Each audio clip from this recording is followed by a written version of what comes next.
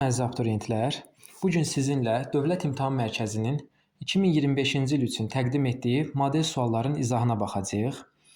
Əvvəlcə onu qeyd edim ki, model sualları qəbul imtahanına nisbətən çətin olur. Yaxşı olar ki, siz videonu dayandırıb hər bir sualı təklikdə özünüz işləyəsiniz, ondan sonra isə izaha baxasınız və bu sizin üçün daha faydalı olar. Elə isə vaxt itirmədən ilk sualın izahından başlayaq. Birinci sualda Ömər Muxtarın başçılığı ilə Liviyada baş verən azadlıq mübarizəsinin nəticəsini bizdən soruşur və bu mübarizəyə aid olanı soruşur. Və mən qısa bir xatırlatma verim. Bu sual ümumiyyətlə 1920-30-cu illər dövlətlərarası münasibətlərə aid olan bir sualdır. 1923-cü ildə İtaliya Liviyaya hücum eləyir. Və İtaliyada faşist rejimi, Mussolini, yəni faşist rejiminin başçısı idi, Liviyaya hücum eləyir və Liviyanı ələ keçirməyə çalışır və bu zaman Liviyada xalq İtalyanlara qarşı mübarizəyə başlayır. Liviyada İtalyanlara qarşı baş verən mübarizəyə Ömər Muxtar başçılıq edirdi. Məhz Ömər Muxtar başçılığı ilə Liviya xalqı 1923-cü ildən başlayaraq mübarizə aparır və 1932-ci ildə İtalyanlar Ömər Muxtarı həbs elətdirməyi bacarırlar və Liviyadakı azadlıq hərəkatını yatırırlar. Bu qısa bir xatırlatma idi və bundan sonra isə indi cavab variantlarına baxaq. Buna uyğun olanı seçməliyik. Almaniyada faşizmin devrilməsində böyük rol oynadı. Dedik ki, bu üsyan harda oldu? İtaliyada oldu. Ona görə Almaniya yazılıb deyə A variantı səhvdir. İkinci Dünya müharibəsi dövründə başladı. İkinci Dünya müharibəsi nə vaxtdır? 1939-1945, düzdür? Amma Liviyada baş verən azadlıq mübarizəsi 1923-dən başlayıb. Demək, İkinci Dünya müharibəsindən əvvəl baş verib. Ona görə B variantı da səhvdir. İtaliyanın müstəmləkəçilik siyasətinə qarşı baş vermişdi. Bu doğrudur. Baxın, bayaqları qeyd elədim. Ömər Muxtar İtaliyanın müstəmləkə siyasətinə qarşı mübarizə aparırdı. 1923-dən başlayacaq. 1932-ci ildə İtalyanlar Ömər Muxtarı həbs elətdirəcək. Liviyanın müstəmləkəçilikdən qurtulması nəticələndi. Fikir verin, mən danışanda nə dedim? Qurtulmaqla nəticələnmədi. Əksinə, yəni hərəkat məğlub olacaq. Fransanın yürütdüyü soyqırım siyasətinə qarşı yönəlmişdi. Fransanın deyil, İtalyanlara qarşı yönəlmişdi. Ona görə bir də doğru cavab C variantı olacaq. Bir də onu qeyd edeyim ki, hətta İtaliya hökuməti 2008-ci ildə Liviya xalqından üzr istəmişdi ki, məhz həmin ərazidə soyqırım siyasəti yeridib və müstəmləkə siyasəti həyata keçirib. Birinci sualın cavabı C variantıdır. Keçirik növbəti suala. İkinci suala. İkinci sual, baxın, Azərbaycan tarixi ilə bağlı bu cür xəritə sualı mütləq şəkildə görəcəksiniz. Xəritəyə əsasən dövrün xüsusiyyətini müəyyən etməliyik. Xəritəyə baxırıq. Gürcü Merite quberniyası, Xəzər sahili vilayət yazılıb. Tez yadımıza salırıq ki, bu hansı mövzudur? 19-cu əsrin birinci yarısı çarizmin Qafqazda keçirdiyi tədbirlərdir, inzibati tədbirlərdir. Yadınıza salın, 1830-cu ildə üsyanlar baş verdi. Car Balakəndə, Şəkidə, Qubada və müxtəlif ərazilərdə. Və bundan sonra çarizm 1840 10 aprel inzibati məhkəmə islahatı keçirdi. İndi 1840 10 aprel inzibati məhkəmə islahatı ilə Azərbaycan ərazisi iki yerə bölündü. Gürcü Merite quberniyası, baxın, bu hissə Gürcü Merite quberniyası, bu hissə də Xəzər sahili vilayət. Və 1840 10 apreldən 1846-cı ilə qədər bu iki quberniya mövcud oldu. İndi baxırıq variantlara. Tacirlərdən karvan yollarının qorunması müqabilində rəhdar rüsumu alınırdı. İndi xəritənin bizə verildiyi dövrdə baxaq görə rəhdar alınırdı yoxsa yox. Rəhdar rüsumu 1836-cı ildə ləğv olunub. Rəhdar rüsumu 36-cı ildə ləğv olunubsa, 40-cı ildə o alınırdı? Xeyr, alınmırdı. Ona görə bir səhvdir. Məhkəmə işləri rus dilində aparılırdı. Yadda saxlayırıq ki, çarizmin müstəmləkə siyasəti dönəmində hər bir dövrdə, həm komendant idarəçiliyi dövründə, həm də ki, digər dövrlərdə məhkəmə işləri rus dilində aparılırdı. İki düzdür. Sahibkar kəndlər pay torpağını satın almaq hüququna malik idilər. Sahibkar kəndlərə pay torpağı satın almaq hüququ 1870-ci il 14 may islahatı ilə verilir. Baxın, bu 1870-də olub. Həmin dövrdə bu xəritədəki Gürcü Merite quberniyası və Xəzər sahili vilayət var idi, yox idi. Çünki 46-cı ilə qədər bu xəritə mövcud olub.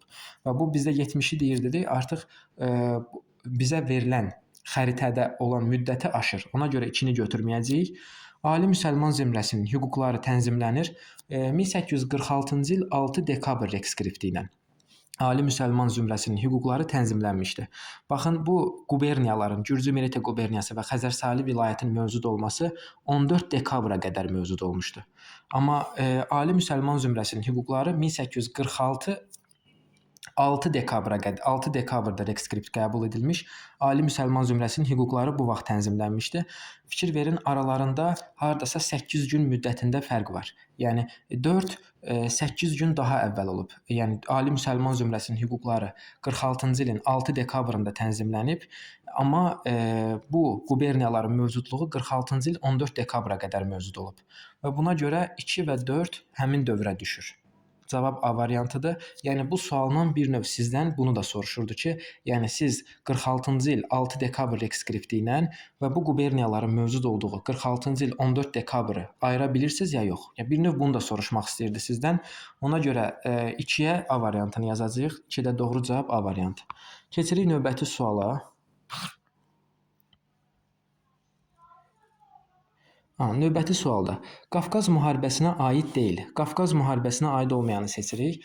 Qafqaz müharibəsi ayrıca mövzudur. Rusiyanın Qafqazda işğalçı müharibə apardığı dövrdə Rusiyaya qarşı baş verən müharibədən söhbət gedir.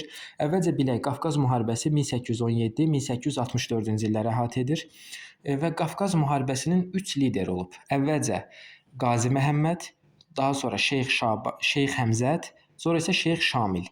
Demək, birinci Qazi Məhəmməd, ikinci Şeyx Həmzət, üçüncü Şeyx Şamil. İndi baxaq.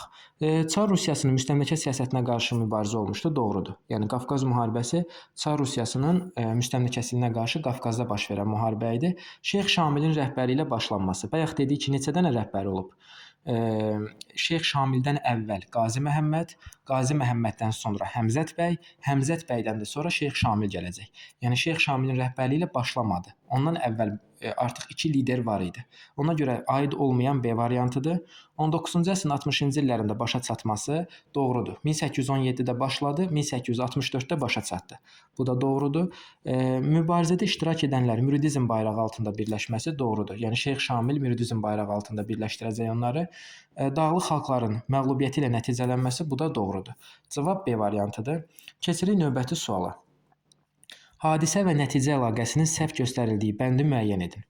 Qaraxani Satıq Buğraxanın İslamı rəsmi dövlət dini qəbul etməsi, Türkistan ərazisində əhalinin böyük hissəsinin İslamı qəbul etməsi. Bu doğrudur. Yəni Qaraxani Satıq Buğra İslamı qəbul edəndən sonra İslam dini geniş şəkildə yayılacaq. Mahmud Qəznəvinin Hindistana hücum etməsi, Samanilər dövlətinin süquta uğraması. Burada bir şeyə diqqət yetirək. Doğrudur, Mahmud Qəznəvinin hücumu zamanı Samanilər süqut eləyib, amma Hindistana yox. Yəni çünki Samani dövləti Hindistanda yaranmamışdı ki, Mahmud Qəznəvi Hindistana hücum eləyəndə Samani süqut eləsin. Yəni Samanilər dövləti Əfqanistan və digər əraziləri əhatə edirdi ərazisi və Hindistana düşmürdü. Ona görə cavab B variantıdır. Yəni Mahmud Qəznəvinin Hindistana hücumu zamanı Hindistanda heç Samani dövləti yox idi. Samani Əfqanistanda və digər əraziləri əhatə edirdi. Yaxşı olar ki, bu tipli suallarda bütün variantları oxuyasınız, ondan sonra cavabı götürəsiniz. Əbu Müslimin rəhbərliyi ilə üsyanın baş verməsi və Ərəb xilafətində Əməvilərin hakimiyyətinə son qoyulması. Əbu Müslim üsyanı 750-ci ildir. 750-ci ildə Əməvilərə son qoyulur, Abbasilər gəlir. Bu da doğrudur. Ərəblərin Qafqaza hücum etməsi, Ərəb-Xəzər müharibəsinin başlanması, bu da doğrudur. Ərəblər Qafqaza hücum eləyir və Azərbaycan da bilirsiniz ki, Cənubi Qafqazda yerləşir. Azərbaycanla Dərbənddən qalxırlar yuxarı və Ərəb-Xəzər müharibəsi baş verir. Ərəblərin Bizansı məğlub etməsi, Misir, Suriya və Fələstini işğal etməsi doğrudur. Yəni ərəblər Bizansı məğlub eləyir və Misir, Suriya və Fələstini işğal edəcək. Çünki Misirdir, Suriyadır, Fələstindir, həmin dövrdə Bizansın əlində idi. Ərəblər hücum edirdi və bu əraziləri ələ keçirmək üçün Bizansla müharibə aparmalı idi. Doğru cavab, yəni səhv göstərilən variant, yəni ümumiyyətlə sualın cavabı B variantıdır. Keçirik növbəti suala. Xəritədə xüsusi işarələnmiş dövlətin Azərbaycan ilə bağlı siyasətini müəyyən edin. Əvvəlcə baxın, bu tipli suallar artıq yeni tipli istifadə olunan suallardır. Yəni bu tipli sualları işləyərək artıq təkmilləşməyiniz lazımdır və çox güman ki, qəbul imtahanında bu tipli suallardan istifadə olunacaq. Baxın, xəritədə göstərilən dövlət İngiltərədir. Bizə İngiltərə, yəni Böyük Britaniyanın Azərbaycanla bağlı müəyyən etməliyik. 17-ci əsr və 20-ci əsr. 17-ci əsrə baxırıq. Səfəvilər dövlətində Portuqaliyaya qarşı mübarizədə hərbi dəstək göstərməsi, Səfəvilər dövlətinə Portuqaliyaya qarşı mübarizədə hərbi dəstək göstərməsi 1621-ci ildə İngiltərə ilə Səfəvilər arasında əbədi dostluq müqaviləsi bağlanır və ingilislər Səfəvilərə yardım edir və Portuqallara qarşı Səfəvilər mübarizə aparır və Hörmüzü ələ keçirir. Və bir doğrudur. Yəni 16-cı əsr, 17-ci əsrə düşür, yəni 1621 və Portuqallara qarşı mübarizədə Səfəvilərə yardım edirlər. Azərbaycan ipəyini Volqa-Xəzər su yolu ilə Qərbi Avropaya daşımaq hüququ əldə etməsi bu İngiltərəyə aid deyil, bu Rusiyaya aid olan bir şeydir. Bilirsiniz ki, böyük coğrafi kəşflər Osmanlı dövləti ilə yanaşı Səfəvilərə də mənfi təsir göstərdi və artıq İpək yolu öz əhəmiyyətini itirdikdə Səfəvilər düşündü ki, ən yaxşısı qonşumuz Rusiyaya bu ipəyi sataq və Rusiya bu ipəyi Səfəvilərdən götürürdü öz inhisarına, yəni özü alırdı, aparırdı, Avropaya satırdı. Və ona görə bu ifadə Rusiyaya aiddir.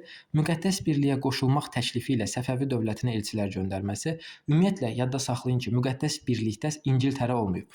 İngiltərə yoxdursa necə təklif göndərə bilərdi? Demək, müqəddəs birlikdə bəs hansı dövlətlər var idi? Avstriya, Polşa, Venesiya, daha sonra isə Rusiya da qoşulacaq, amma İngiltərə yox idi. Keçirik 20-ci əsrə. Bakı neft sənayesinə ilk dəfə kapitalın qoyulması, Bakı neft sənayesinə ilk ingilis kapitalı 19-cu əsrin 90-cı illərində qoyulub. Yəni 20-ci əsrin əvvəllərində qoyulub, 20-ci əsrdə qoyulmayıb. Ona görə A səhvdir. Azərbaycanın dövlət müstəqilliyinin tanınması.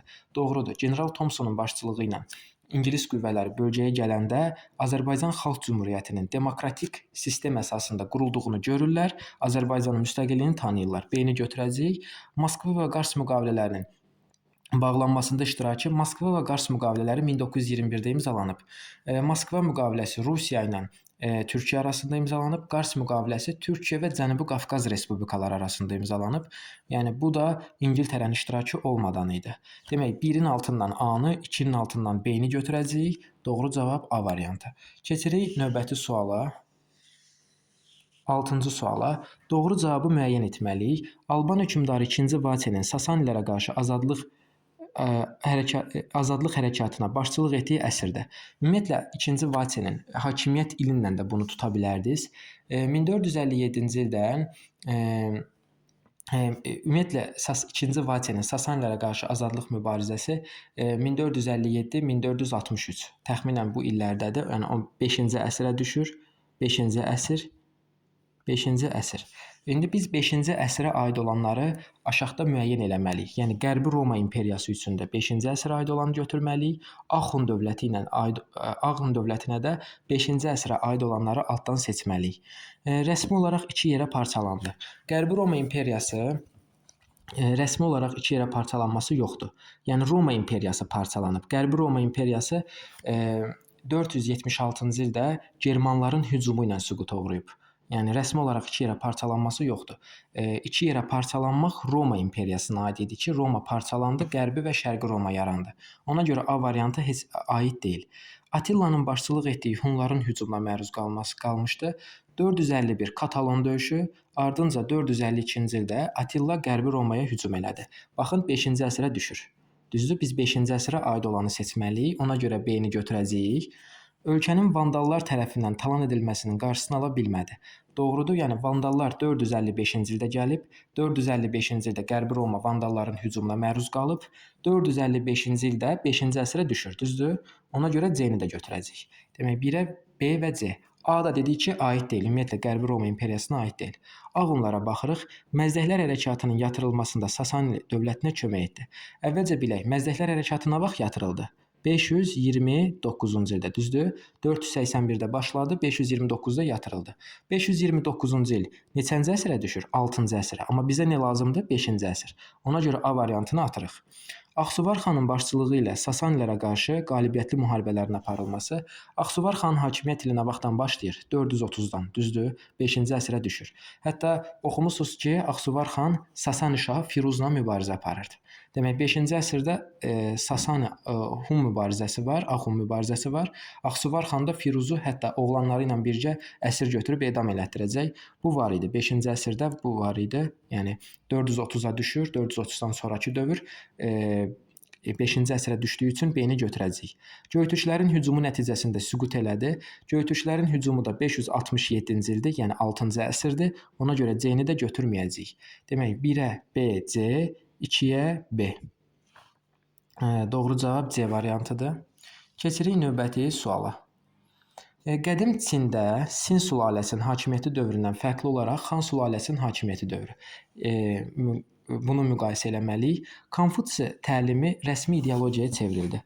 Konfutsi təlimi onu qeyd edeyim ki, lap əvvəldən, hələ Sindən, Xandan əvvəlki dövrdə yaranıb, amma Sin sülaləsi Konfutsi təlimini belə deyək ki, qəbul etmədi. Hətta kim Konfutsiliyi təbliğ edirdisə, o edam olunurdu. Çünki Sin Şin Huandi Konfutsinin hamı ədəbli olmalıdır təlimini qəbul etmirdi. Konfutsi deyirdi ki, hökmdarlar da ədəbli olmalıdır, əxlaqlı olmalıdır. Sin Şin Huandi bir hökmdar kimi bunu özünə sığışdırmırdı. Buna görə Sin sülaləsi dövründə Konfutsillər təbliğ olunmurdu və təqib olunurdu. Amma Xan sülaləsi dövründə Sin sülaləsindən fərqli olaraq Konfutsi təlimi rəsmi ideologiyaya çevrildi. Bir doğrudur. Böyük Çin səddinin inşasına başlandı. Böyük Çin səddinin inşasına başlandı Sinin dövründə. Amma başa çatdı soruşulsa Xanın dövrünü götürərdik. Ona görə Xanın hakimiyyəti dövrünə aid olanları biz götürürük. 2 Sinə aid olduğuna görə götürmürük. Mərkəzləşmiş idarəetmə sistemi tətbiq edildi. Bu Xanın dövründən əvvəlki dövrdə. Hələ Sinin dövründən bu var idi deyə 3-ü də götürmürük. Hun dövləti ilə Pinçen müqaviləsinin imzalanması. Pinçen müqaviləsi eradan əvvəl 200-cü ildədir. 200-cü ildə imzalanıb. Bilirsiniz ki, 200-cü ildə hakimiyyətdə kim idi? Xan sülaləsi idi. Çünki Xan sülaləsi eradan əvvəl 206-dan gəlib, 206-cı ildən hakimiyyətə gəlib, eradan əvvəl 206-cı ildən hakimiyyətə gəlib, eradan əvvəl 206-dan düz bizim eramızın 3-cü əsrinə qədər hakimiyyətdə olub deyə bunu da götürəcəyik. Avropaya gedən ticarət yollarına çıxış əldə edildi. Bunu deməklə bir növ bizdən Böyük İpək yolu çəkilməsini soruşur. Böyük İpək yolu da Xan sülaləsi dövründə çəkilib. Eradan əvvəl 2-ci əsrdə. Demək doğru cavab 1, 4 və 5. Yəni biz Sinə yox, məhz Xan sülaləsinə aid olanları götürürük. 1, 4, 5 məhz yalnız Xana aiddir. Amma 2 və 3 Sinin dövrünə aid olduğuna görə götürmədik. Keçirik növbəti suala, 8-ci suala. Ərdəbil və Qaradağ xanlıqlarını müqayisəsini bizdən soruşur. Bayat savaşında iştirak etməsi. Bayat savaşı 1748-ci ildə olub. Ümumiyyətlə nə Ərdəbil, nə də Qaradağ burada iştirak eləməyib. Hacı Çələbi xan Şəki xanı Hacı Çələbi xan Şamaxı xanı ilə birləşib Qarabağa hücum eləyir. Və bunun mahiyyəti budur. Ona A variantı heç birinə aid deyil. Şəki xanlığına qarşı hərbi ittifaqa daxil idi.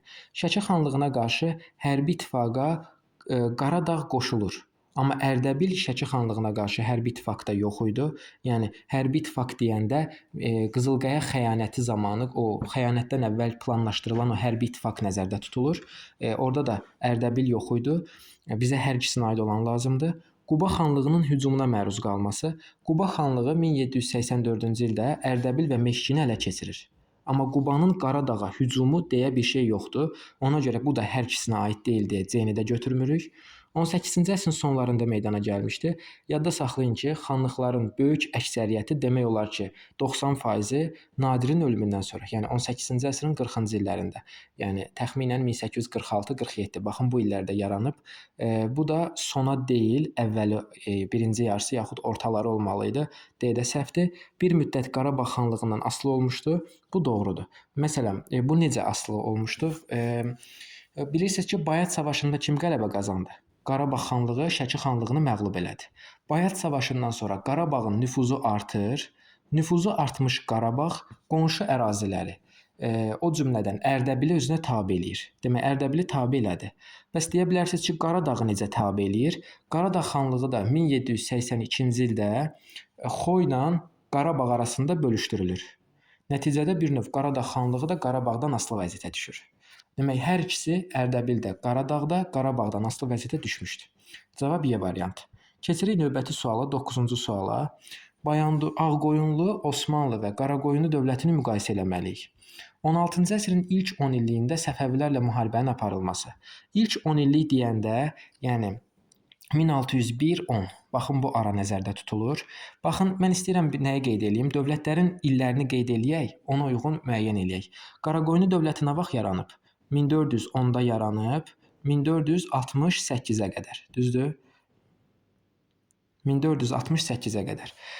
Ağqoyunlu dövləti 1468-dən 1503-ə qədər götürək. Osmanlı dövləti 1302-ci ildən 1922 götürək. 22-ci ili götürək. İndi uyğunluğu müəyyən eləyək. 16-cı əsrin ilk 10 illiyində Səfəvilərlə müharibənin aparılması. Baxın, 16-cı əsrin ilk 10 illiyi deyəndə 1510 falan nəzərdə tutulurdu. Həmin dövrdə Qaraqoyunlu var idi. Demək, Qaraqoyunlu yox idi. Çünki Qaraqoyunlu dövləti 1468-də süqut eləyib. Baxırıq digərlərinə. 16-cı əsrin ilk 10 illiyində yadınıza salın, Səfəvilər Ağqoyunluları məğlubiyyətə uğradıb. Məsələn, 1503 Almabulağı döyüşü. Məsələn, hələ ondan əvvəl Şərur döyüşü. Osmanlı ilə ilk müharibə, yəni Səfəvi-Osmanlı arasında ilk müharibə 1514-cü il Çaldıran döyüşüdür. Bu artıq ikinci 10 illiyə düşür, yəni birinci 10 illiyə düşmür. Bizə ilk 10 illik deyir, ona görə ilk 10 illiklə Ağqoyunlularla müharibə var.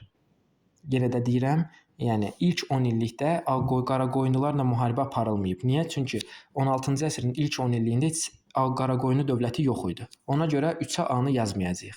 Ağqoyunlularla Osmanlı ilə Səfəvi arasında müharibə 1514-dür. Yəni ilk müharibə. Bu da 16-cı əsrin ikinci 10 illiyinə düşür. Ona görə A-nı 2-yə də yazmayacağıq. A-nı məhz 1-ə yazacağıq. Niyə? Çünki Şərur döyüşü, Almabulağı döyüşü məhz 16-cı əsrin ilk 10 illiyinə düşür. Ona görə 1-ə A. Oğuz türklərinə aid olan sülalə tərəfindən idarə edilməsi. Ağqoyunlular Oğuzlardan idi və Bayandurlu nəslindən idi. Qaraqoyunlular Oğuzlardan Baharlı nəslindən, Osmanlılar da Oğuzlardan Qayı nəslindən idi. Hər üçü Oğuzlardan idi deyə Venn diaqramının o kəsişmə hissəsinə B-ni yazacağıq. Teymuri dövləti ilə müharibənin aparılması. Baxın, Qaraqoyunlu dövründə Teymurilərlə müharibə var.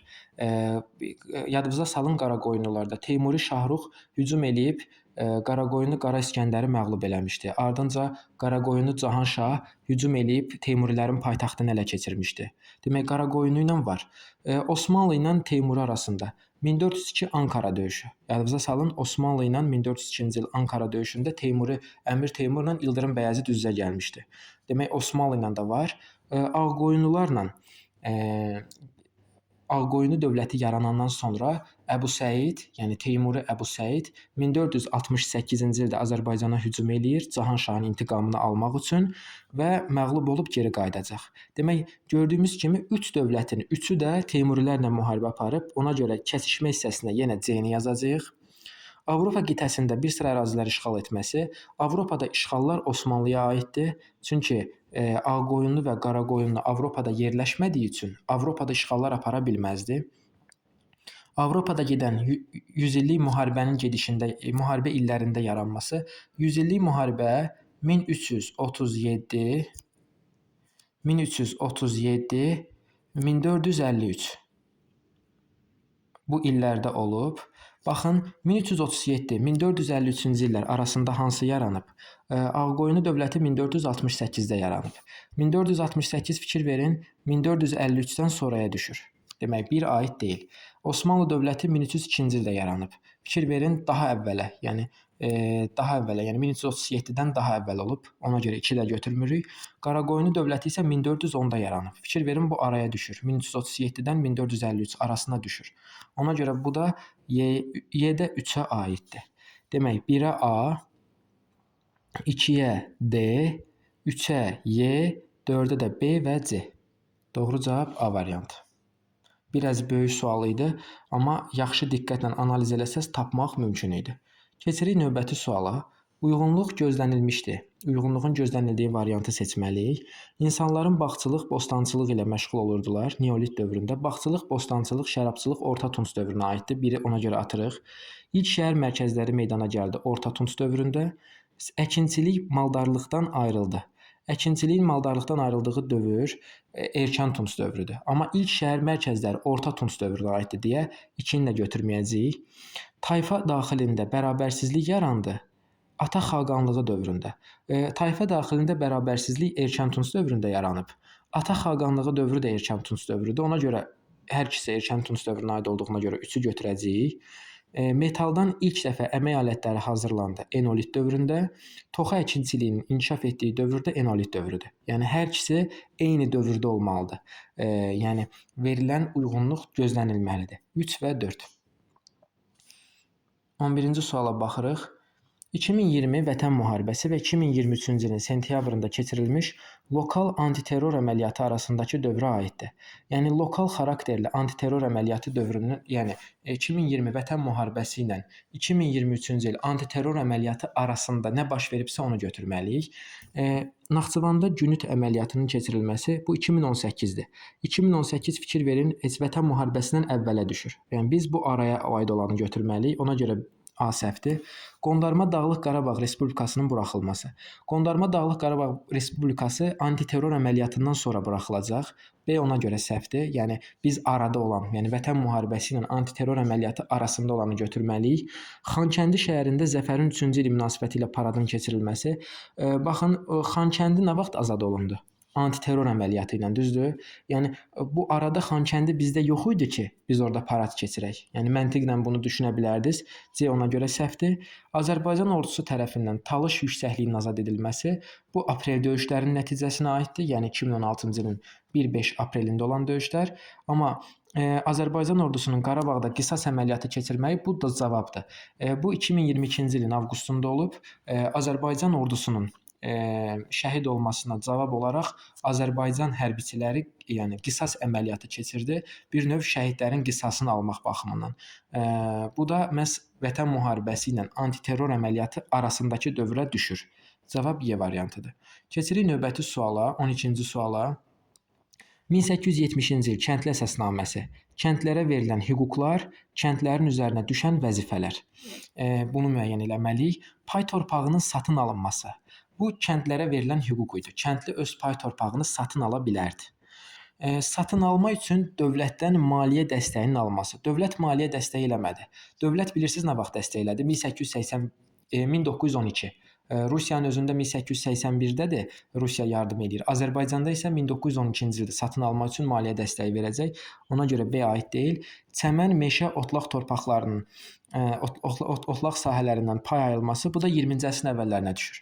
Demək, biri ancaq A gedir. Kəndlərin üzərinə düşən vəzifələr. Pay torpağını satın alanadək sahibkara vergi ödəməsi. Doğrudur. Yəni bir növ kəndliyə icazə verildi öz pay torpağını satın almağa. Kəndli öz pay torpağını satın ala bilirdisə, pulu var idisə alırdı. Pulu yox idisə yenə də sahibkarın yanında qalıb vergi ödəməyə davam eləməli idi. Sahibkarın xeyrinə biyarın yerinə yetirilməsi 70-ci il 14 may islahatı ilə biyar ləğv olunub. Yəni biyar deyilə bir şey yoxdur. Ona görə B səhvdir. Öz pay torpağının məcburi satın alınması, ümumiyyətlə məcburi satın alma da 1912-ci ildir. Ona görə 1-ə A, 2-yə A. Cavab C variantı. Yaxşı olar ki, 70-ci il Kəndli Əsasnaməsinin bəndlərini öyrənəsiz.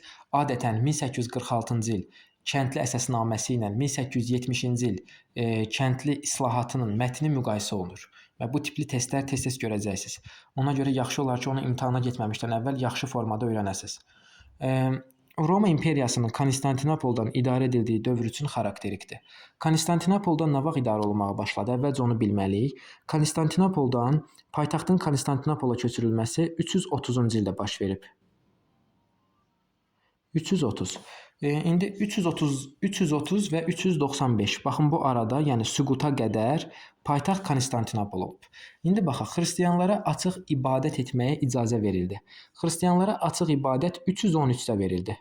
Baxın, 313-də paytaxt Konstantinopol idi? Xeyr. Çünki paytaxt nə vaxt köçürüldü? 330-da. Yəni bu əvvələ düşür. Ona görə biri götürməyəcəyik. Roma ordusunun Sasani Alban qoşunları tərəfindən məğlub edilməsi. Bu 359-cu il Amit döyüşü ilə olub. 359-cu il. Baxın bu araya düşür. 330, 395. Demək düşür. Cavab 2-dir. Demək 2-ni cavab kimi götürəcəyik. Ərazisində Frank dövlətinin yaranması. Frank dövləti 500-cü ildə yaranıb. Fikir verin, bu ilə düşür, bu araya düşür 500. Xeyr, düşmür. Ona görə 3-ü də atırıq. Cənubi Qafqazın bölüşdürülməsinə dair Sasanilərlə müqavilənin imzalanması Sasanilərlə müqavilə 387-ci ildir. 387-ci ildə Sasanilərlə müqavilə imzalanıb. 387 Sasanilərlə müqavilə imzalanıb. Baxın, 387-ci il müqaviləsi də bu araya düşür. Ona görə 2 ilə 4-ü də götürəcəyik. Parfiya ilə müharibədə yeni ərazilərin işğal edilməsi. Parfiya ilə müharibə eradan əvvəl 190-cı il Maqneziya döyüşü var. Eradan əvvəl 190. Baxın, eradan əvvəl 190 bu araya düşmür. Çünki bunlar bizim eradır. Eradan əvvəl bir qədər bunlardan çox əvvəl baş verib. Ona görə 5 də uyğun deyil. Cavab 2 və 4. Yəni konkret ili yazırıq. Yəni paytaxtın Konstantinopola köçürüldüyü ili və süquta qədər paytaxt Konstantinopol olub. Və verilən hadisələri də bu aralığa, bu intervala düşür yoxsa düşmür. Və bunu müəyyən edib cavabı götürməliyik. Keçirik növbəti suala. 14-cü suala. Şah II Abbasın hakimiyyəti dövründə Azərbaycan Səfəvi dövlətində xristian əhali dövlətdə idarəçilikdə vəzifə tuta bilərdi. Ümumiyyətlə Şah II Abbas belə deyək də çox demokratik yönümlü bir şəxsiyyət idi. İkinci Abbas dövlət idarəçiliyində vəzifə tutmasına icazə verirdi. Osmanlı şəhərlərinə ticarət karvanları göndərilə bilirdi. Bu da var. Yəni xristian əhali Osmanlı şəhərlərinə ticarət karvanları göndərə bilirdi. 1-ci Pyotrun Qafqazdakı işğallarını dəstəkləyirdi. Birinci onu bilək ki, 1-ci Pyotrun hücumu zamanı Səfəvilərdə hakimiyyətdə kim idi? O zaman 1-ci Pyotrun hakimiyyəti zamanı Səfəvilərdə Şah Sultan Hüseyn idi. Şah Sultan Hüseynin hakimiyyəti dönəminə düşürdü. Şah Sultan Hüseyndən söhbət getsəydi, biz onu götürərdik. Ona görə 3-ü götürməyəcəyik, çünki biz 2-ci Abbasa aid olanı götürməliyik. Hərbi xidmətə görə iqta verilirdi. Yadda saxlayın ki, iqta ərəblər dövründə verilirdi. Səfəvilər dönəmində tiyul verilirdi xidmətə görə. Ona görə 4 də səhvdir, 1 və 2. Cavab A variantı. Keçirik növbəti 15-ci suala. Azərbaycan SSR-də 20-ci əsrin 30-cu illərində kənd sakinlərinin şəhərə köçməsinə yeni məhdudiyyətlər qoyuldu. Və nəyin nəticəsində kənd sakinlərinin şəhərlərə köçməsinə məhdudiyyət qoyuldu? Əvvəlcə bir xatırlatma verim. 1932-ci ildə SSR-də pasportlaşma sistemi verildi. Pasportlaşma sistemi gəlindi. Təsəvvür edin, 1932-ci ilə qədər yaşayan vətəndaşların pasportu yox idi. 32-ci ildə pasport sistemi gətirildi və bu pasport kimə verildi? Şəhərdə yaşayanlara verildi. Kənddə yaşayanlara pasport verilmədi. Nəticədə kənd əhalisi şəhərə köç edə bilmədi. Çünki kəndlilər şəhərə köçməsi üçün onlardan pasport tələb olunurdu. Yəni ki, şəhərə buraxılmaq üçün pasportun olmalı idi və bu baxımdan, yəni kənd sakinlərinin şəhərə köçməsinin məhdudiyyəti pasport sisteminin tətbiqi idi. Cavab C variantı. Bir də qeyd edeyim, 1932-ci ildə pasport sisteminə keçildi SSR-də, kənd əhalisinə verilmədi, şəhər əhalisinə isə pasport verildi. İndi kəndlilərin pasportu yox idi deyə şəhərə buraxmırdılar onları. Və bu da pasport sistemi nəticəsində kəndlərin şəhərə köçməsinə məhdudiyyət qoydu. Keçirik növbəti 16-cı suala. 14-cü əsrin 40-cı illərində Təbrizdə baş vermiş üsyanın səbəbi. 14-cü əsrin 40-cı illəri. Baxaq. Monqolların Azərbaycana hücumu 1220-1222. Düzdür? 14-cü əsrin 40-cı ilinə düşür? Düşmür. A-nı atdıq. Qazan xanın kəndlərin torpağa təhkim edilməsi haqqında fərmanın verilməsi. Bu 1303-cü ildir. 1303 14-cü əsrin 40-cı ilinə düşür? Düşmür. Çünki 14-cü əsrin əvvəlinə düşür. Şəhərin Toxtamış xanın qoşunları tərəfindən dağıdılması. 1385. 1385 14-cü əsrin 40-cı ilinə düşür? Düşmür. 14-cü əsrin 80-ci ilinə düşür. Ona görə C-ni də atdıq. Əlincə qalasının Teymurun əlinə keçməsi 1400-cü ildir. 1400 neçənci ildir? Neçənci əsrdir? 14-cü əsr. 14-cü əsrin 40-cı ilinə düşür? Düşmür. Yəni ona görə D-ni də atırıq. Çobani zülmünün şiddətlənməsi, Çobanilərin zülmünün şiddətlənməsi bu ola bilər. İndi baxırıq nəyə? Mən bunu bir növ məntiqi cəhətdən izah elədim. İndi isə keçək sualın öz cavabına. 1344-cü ildə Çobani Məlik Əşrəfə qarşı Təbrizdə üsyan baş verib. Baxın, bizdən bunu soruşurdu 14-cü əsrin 40-cı ildə. Çobanilər mövzusundan oxuya bilərsiniz bunu. Hülakülərin bir hissəsində, yəni Hülakü səltənətində Çobani dövrü. Baxın, 1344-cü ildə Çobani zülmünə qarşı Təbrizdə üsyan baş verib. Ona görə doğru cavab Y variantıdır. Keçirik növbəti suala, 17-ci suala. 20-ci əsrin ilk və sonuncu 10 illiyində Azərbaycanda Yəni 20-ci əsrin əvvəlləri və 20-ci əsrin sonu. Yəni 1905-10 təxminən bu illər və 90 filan. Bax bu illərdə Azərbaycanda oxşar xüsusiyyəti götürməliyik. Sosializmdən kapitalizmə keçid dövrünün hökm sürməsi. Ümumiyyətlə 20-ci əsrin əvvəllərində, yəni ilk 10 illiyində, 20-ci əsrin ilk 10 illiyində Azərbaycanda sosializm olmayıb. Ona görə A variantını atırıq. İqtisadiyyatın əsas gəliri qeyri-neft sektoru idi. 20-ci əsrin son 10 illiyində əsas neft sektoru idi.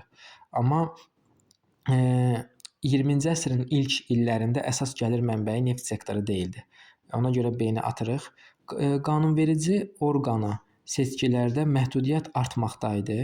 Yəni belə bir şey də yox idi. Yəni 20-ci əsrin sonlarında qanunverici orqana seçkilərdə məhdudiyyət yox idi. Əksinə, Azərbaycanda müstəqillik dövründə demokratik islahatlar keçirilirdi.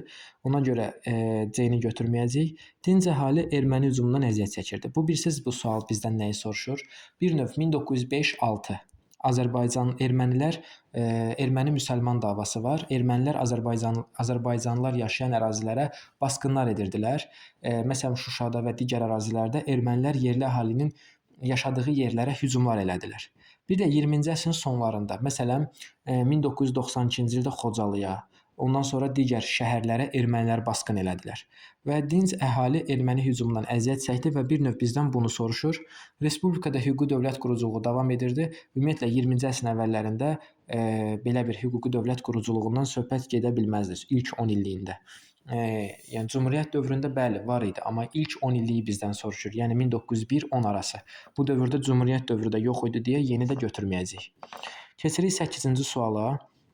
18-ci suala. 8-ci əsrin əvvəllərində Ərəb xilafətinin Azərbaycanda yeritdiyi siyasətin nəticəsində 8-ci əsrin əvvəlləri nəyi xatırlayırsınız? 705-ci ildə ərəblər Albaniyanın varlığına son qoydu, düzdür? İndi baxırıq nəyə? Bərdə şəhəri Ərəb Əmirliyinin mərkəzinə çevrildi. Bu doğrudur. Baxın 705-ci ildə ərəblər Albaniyanı tutdu. Albaniyanın həmin dövrdə paytaxtı hara idi? Həmin dövrdə paytaxt Bərdə idi. Partav şəhərinə köçürülmüşdü 2-ci Vaçenin dövründə, yəni Bərdəyə. 705-ci ildə Albaniya tutuldu. Albaniya tutulanda Albaniyanın paytaxtı Bərdə şəhəri də Ərəb Əmirliyinin mərkəzinə çevrildi. Ona görə biri götürəcəyik. Azərbaycan bütövlükdə Şimal Kustunun tərkibinə daxil edildi. Şimal Kustu Sasanilərdə olub. 2-ni götürməyəcəyik. Mehranilər sülaləsinin hakimiyyətinə son qoyuldu. 705-ci ildə Mehranilərin hakimiyyətinə son qoyuldu və Bərdə şəhəri Ərəb Əmirliyinin mərkəzinə çevrildi. 3 doğrudur. Yəni Mehranilər, yəni Albaniyada sonuncu sülalə idi. 705-ci ildə Mehranilərin sülaləsinin hakimiyyətinə son qoyulacaq. Və bununla da Albaniyanın paytaxtı əmirliyin mərkəzinə çevriləcək. 1-3. Ərdəbil şəhəri cizyə vergisinə azad edildi. Bu yox idi və xərac vergisi torpağın sahəsinə görə toplanmağa başlandı. Bu da doğru deyil. 1 və 3. Cavab B variantıdır. 19-cu suala baxırıq. Azərbaycan Xalq Cümhuriyyətinin parlamenti. Əvvəlcə bilməliyik ki, parlament nə vaxt fəaliyyətə başladı? 1918-ci ilin dekabrında. Dekabrın 7-sində Azərbaycan Xalq Cümhuriyyətinin parlamenti fəaliyyətə başlayacaq. Azərbaycan türk dilinin dövlət dili elan edilməsi. Baxın, bir də onu qeyd eləyək. 1918 dekabrı parlamenti qeyd elədik. Türk dilinin dövlət dili elan edilməsi 1918-in iyun ayına düşür. İndi 1918-ci ilin iyun ayında dövlət dili türk dili elan edilib. O vaxtı parlament var idi, yox idi. Çünki parlament 18-in dekabrında yaranıb. Amma türk dili dövlət dili elan edilib 18-ci ilin yayında. Ona görə A-nı atırıq. Dövlət bayrağının təsis edilməsi. Bu da 1918-ci ilin iyun ayıdır. Parlament 1918-in dekabrında yaranıb. Bu da həmin dövrə düşmədiyi üçün B-ni də atırıq. Paytaxtın Bakıya köçürülməsi. Bakı 1918-ci ilin sentyabrın 15-də azad olunur. Sentyabrın 17-sində artıq paytaxt Bakıya köçürülür. 1918-ci ilin sentyabrında parlament var idi, yox idi. Çünki sentyabr, oktyabr, noyabr, dekabr bir neçə ay sonra parlament yaradılacaq. Ona görə C-ni də atırıq. Vətəndaşlıq haqqında qanun qəbul edildi. Bu düzdür. Bu 1919-cu ilin yayıdır. Artıq 18-in dekabrından süquta qədər parlament var. 19-cu ilin yayına düşdüyünə görə D-ni götürəcəyik. İkinci hökumət kabinetinin tərkibi təsdiq edildi. Bu da 1918-ci ilin yayıdır. Yəni bu da parlamentin mövcud olduğu dövrə aid deyil. Cavab D variantı. Burada bir şeyə qarışdırmayın. Tez-tez imtahanda çaşdırılır. Vətəndaşlıq haqqında qanun var, bir də vətəndaşlıq haqqında fərman var. Vətəndaşlıq haqqında fərman 1918-in yayıdır. Amma vətəndaşlıq haqqında qanun 1919-un yayıdır. Aralarında fikir verin, biri 18-in yayıdır, yəni avqustudur, 1918-in avqustu, bu fərmandır. 1919-cu ilin avqustu qanundur. Yəni qanun 1919-a düşür və bu da parlament dövrünə düşür. Yəni vətəndaşlıq haqqında qanunla vətəndaşlıq haqqında fərmanın illərini bir-birindən aid eləyin. Keçirik növbəti suala. Osmanlı dövlətinin durğunluq dövrünə aiddir. Əvvəlcə bilməliyik, durğunluq hansı dövrdür? Durğunluq dövrü 1579-cu ildə Sokollu Mehmet Paşanın ölümü ilə başlayır. 1699 Karlovitsa sülhünə qədər davam eləyir. Karlovitsa sülhünə qədər durğunluq dövrü davam eləyəcək 1699-a qədər. İndi baxaq, görək bu durğunluq dövründə nə baş verir. Körpülü Mehmet Paşa Çanaqqalada Venesiyalıları məğlub etməsi. Bu doğrudur. Ümumiyyətlə durğunluq dövründə hakimiyyətdə 4-cü Mehmet, yəni 4-cü Mehmetin hakimiyyəti dövründə Venesiyalılar Çanaqqala boğazını ələ keçirməyə hazırlaşırlar və Çanaqqalanı blokadaya alırlar. Bu zaman 4-cü Mehmet uşaq idi, anası onun adından idarə edirdi. 4-cü Mehmetin anasına deyirlər ki, Körpülü Mehmet Paşa adında bir şəxs var və bunu saraya dəvət eləyək, bunu vəzir təyin eləyək və bu ölkəni düşmüş olduğu vəziyyətdən çıxara bilər. Və Körpülü Mehmet Paşanı çağırırlar və Körpülü Mehmet Paşa məhz bu ildə, yəni 1656-cı ildən artıq 1656-cı ildən vəzir təyin olunur və Körpülü Mehmet Paşa Venesiyalılara qarşı mübarizəyə başlayır. Və bu Osmanlı tarixində Körpülülər dövrü adlanır və durğunluq dövrünə bu düşür. Yəni 1656-ya düşür. 1656-cı ildə fikir verin, durğunluq dövrü 1579-1699 bu ildir. 1656-da bu araya düşdüyünə görə bu da Körpülü Mehmet Paşanın fəaliyyətinə aiddir. Biri götürürük. Sədr-Əzəm İbrahim Paşanın islahatlar keçirməsi. Sədr-Əzəm İbrahim Paşa Lalə dövrüdür. Lalə dövrü də 18-ci əsrdir. 18-ci əsrdə artıq bu dövrə düşmür. Yəni bu artıq geriləmə dövrünə düşür. 2 səhvdir. Ukraynada Rusiya və Respospolitanın məğlub edilməsi. Dedi ki, durğunluq dövrü həm də durğunluq dövründə bir müddət Körpülülər dövrü olub. Körpülü Mehmet Paşadan sonra Körpülü Fazil Əhməd Paşa gələcək. Fazil Əhməd Paşanın dövründə Rusiya və Respospolita məğlub edilib. 1-3 də doğrudur. Qaradənizdə təkbaşına hakimiyyətinin başa çatması, Osmanlının Qaradənizdə təkbaşına hakimiyyətinin başa çatması 1774 Kiçik Qaynarca müqaviləsidir. Kiçik Qaynarca müqaviləsi də məhz durğunluq dövrünə yox, geriləmə dövrünə aiddir. Fikir verin, bu 1774-dür, amma bu 1699-da artıq durğunluq dövrü bitib. Demək, durğunluq dövrünə düşmür. Bu araya düşəni götürməli idik. Bu da düşmür. Prut müqaviləsinə əsasən Azov qalasının Rusiyadan geri alınması Prut 1711-dir. 1711 durğunluq dövrünə düşür? Düşmür. Çünki durğunluq dövrü nə vaxtdır? 1579-1699. Ona görə 5-i də atacağıq. 1 və 3. Cavab D variantı. Keçirik növbəti suala. Salarilər dövlətinin mövcudluğu dövründə yaranmışdır. Salarilər dövləti 941, 981. Baxın, bu illərdə mövcud olub. Salarilər dövlətinin mövcudluğu dövründə Şəki hakimliyi 9-cu əsrin 60-cı ilinə düşür. Yəni 9-cu əsrin 60-cı ili. Salari dövləti isə 10-cu əsrin 40-cı illərində yaranıb. Demək, A səhvdir. Rəvvadə əmirliyi 8-ci əsrin sonuna aiddir. Yəni bu da əvvələ düşür. Dəbil əmirliyi 951. Baxın, 951 bu araya düşür.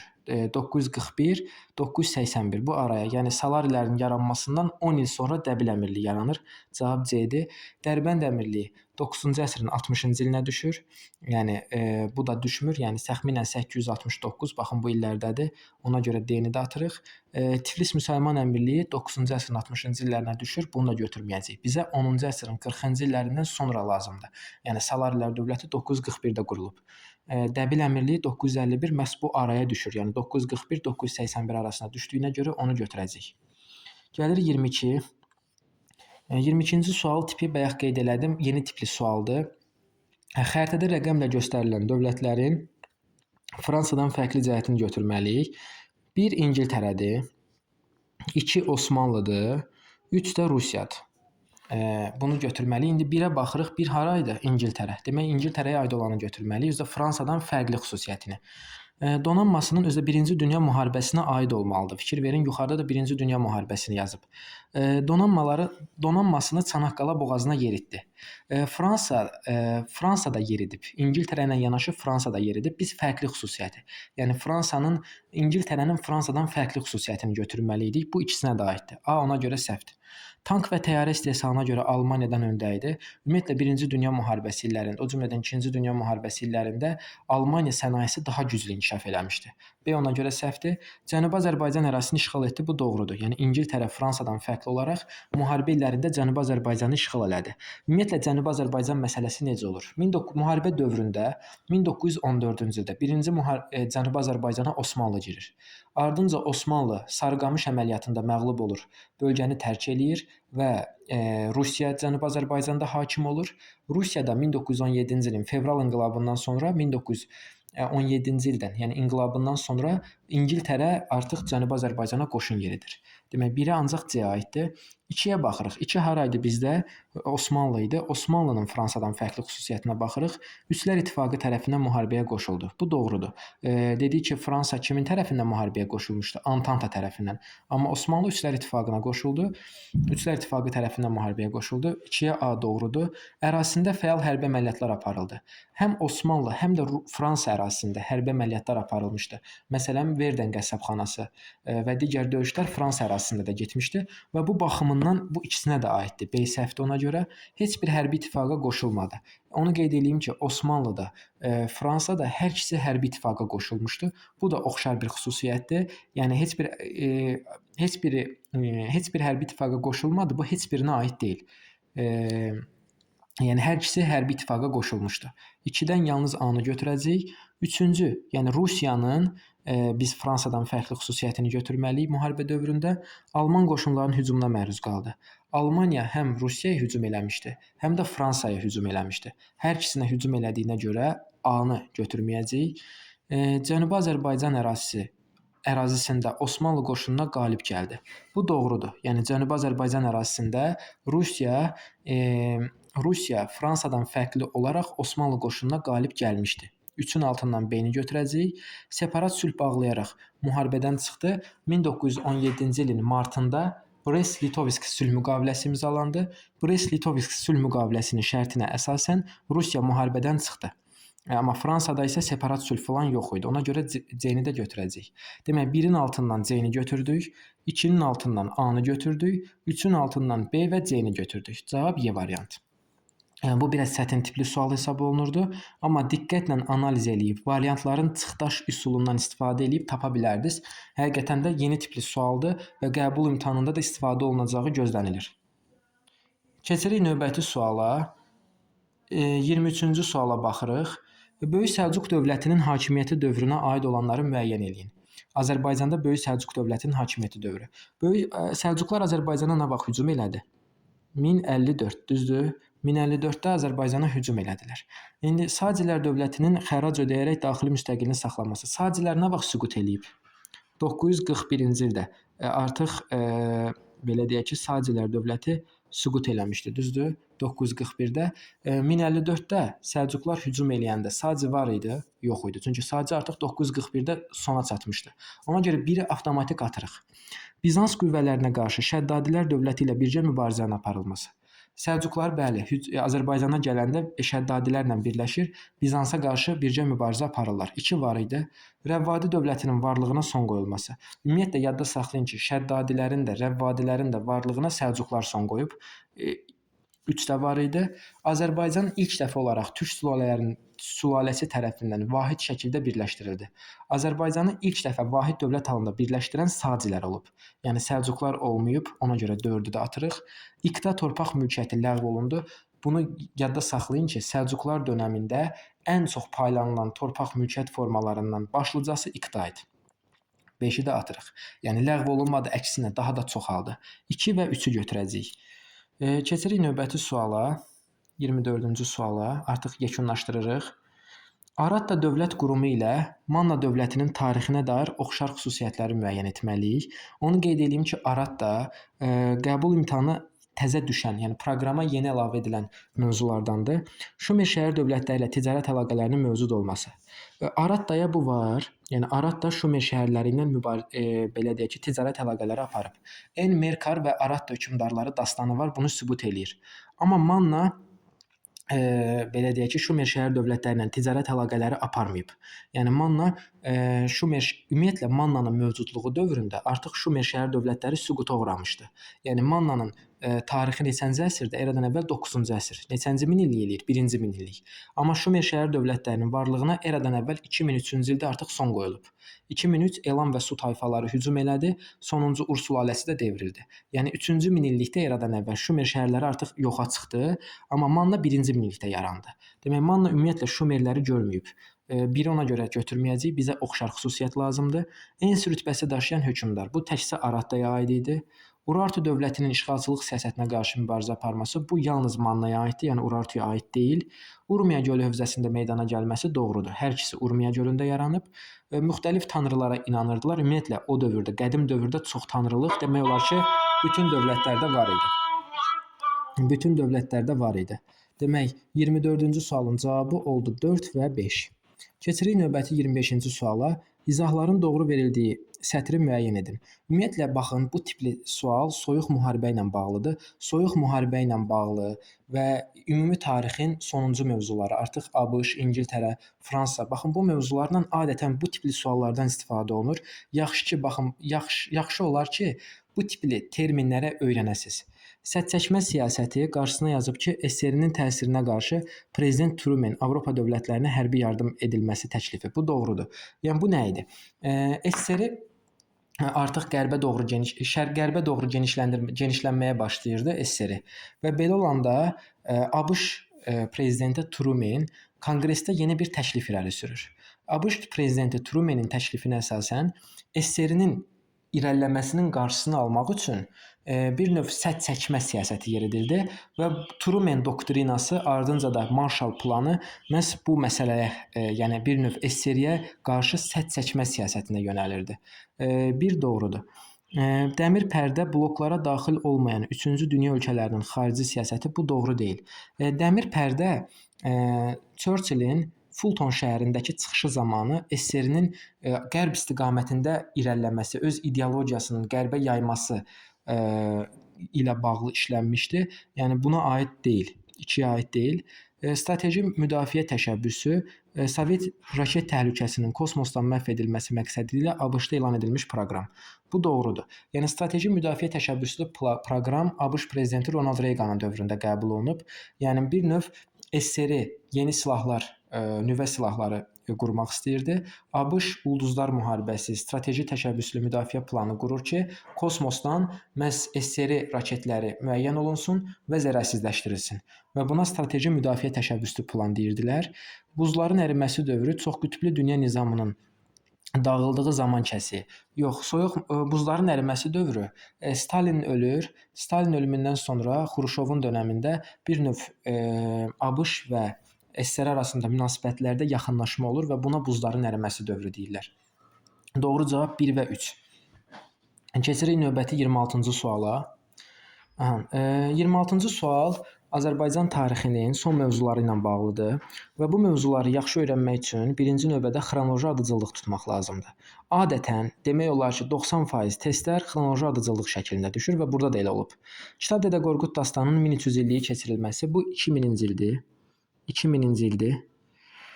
Azərbaycanın 1-ci Olimpiya oyunlarına ev sahibliyi etməsi 2015-ci ildir. Bakıda muğam aləmi, beynəlxalq muğam festivalının keçirilməsi bu 2009-cu ildə artıq keçirilməyə başlayır. Türksoyun yaradılması, Türksoy da 1993-cü ildə yaranır. İndi ardıcıllığı düşsək 4, sonra 1, 2000, sonra 3, sonra 2. 4, 1, 3, 2. Bunu ancaq xronoloji ardıcıllıq şəklində öyrənməyiniz tövsiyə olunur. Yəni adətən kitablarda bu qeyd olunur. Kitabları tapın, yuxarı sinifi, xüsusən də prezidentlik dönəmləri filan bunların hamısını ardıcıllıq şəklində öyrənin. Baxın, bu tipli testlərdən çox istifadə olunur. Avropa 13-15-ci əsrlər, yəni bunu müəyyən etməliyik.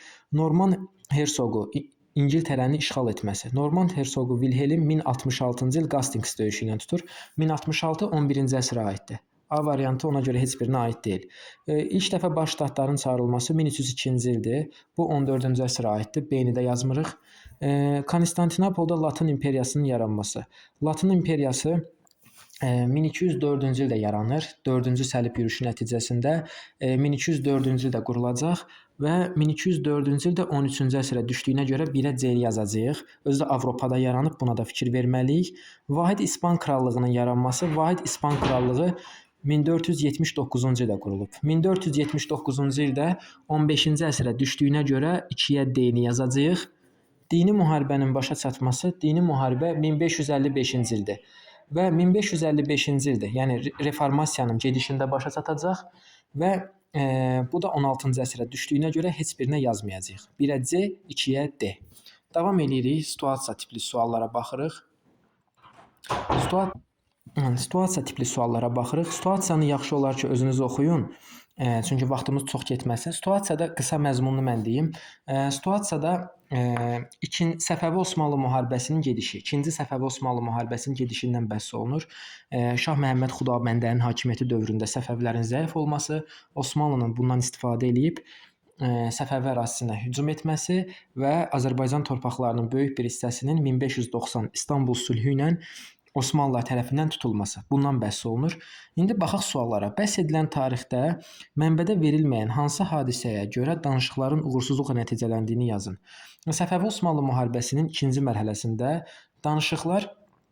danışıqların uğursuzluqla nəticələnməsini siz tarixi biliyiniz əsasında tapa bilərsiniz. Yəni mənbədə verilməyən səbəbini mən birbaşa deyəcəm. Şah Məhəmməd Xudabəndənin oğlu var idi, Həmzə Mirzə. Həmzə Mirzə sui-qəsd nəticəsində öldürülür Qarabağda və bu da danışıqların yarımçıq qalmasına gətirib çıxarır. Baxın, mənbədə verilməyən səbəb bu idi. Səfəvilərin bəhs edilən müharibədə uğursuzluğuna səbəb olan xarici faktoru yazın. Xarici faktor nə idi? Baxın, həmin dövrdə Səfəvilər dövləti iki cəhbədə mübarizə aparırdı və bir tərəfdən Səfəvilərin ərazisinə Şeybanilər hücum eləyir, bir tərəfdən də Osmanlılar hücum eləyir. Şeybanilər Xorasanı ələ keçirməyə çalışırdı və buna da nail olurlar. Və bu Səfəvilərin iki cəhbədə mübarizə aparmasına gətirib çıxarır və Səfəvilərin məğlubiyyətinə səbəb olan xarici faktorlardan biri idi. Və yaxud yaza bilərsiniz ki, Krım xanı Osmanlıya yardım etmək üçün Azərbaycan ərazisinə, Səfəvilərin ərazisinə hücum etmişdi. Və Krım xanının yardımını da qeyd edə bilərsiniz. Yeni Səfəvi hökmdarının Osmanlı ilə danışıqların nəticəsindən ikisini yazın. Yeni Səfəvi hökmdarı, burada Şah Abbasdan söhbət gedir. Şah Abbas 1590-da, yəni 1587-də əvvəlcə hakimiyyətə gəlir. 1590-da İstanbul sülhü imzalayır. İstanbul sülhünün şərtlərini yaza bilərsiniz. İstanbul sülhünün şərtinə əsasən Ərdəbil, Qaracadağ, Xalxal, Lənkəran və digər ərazilər Səfəvilərdə qalır və Azərbaycan torpaqlarının böyük bir hissəsi Osmanlılar tərəfindən tutulur. Yəni bunu qeyd edə bilərsiniz və qeyd edə bilərsiniz ki, 2-ci Səfəvi Osmanlı müharibəsinə son qoyuldu. Bunları qeyd edə bilərsiniz. Ümid edirəm ki, bütün suallar sizə aydın oldu və çalışdım ki, sualların geniş şəkildə izahını verim. Yəni siz bir növ bu suallarla öyrənəsiz, yəni bu model tipli testlərdə öyrənəsiz və nəzərə alın ki, bu tipli suallar çətin tipli suallar hesab olunur. Adətən model testlər çətin olur. Qəbul buna nisbətən rahat düşür. Rəylərdə nə qədər düz olduğunu qeyd edərsiniz. Sağ olun, gələn izahlarda görüşərik.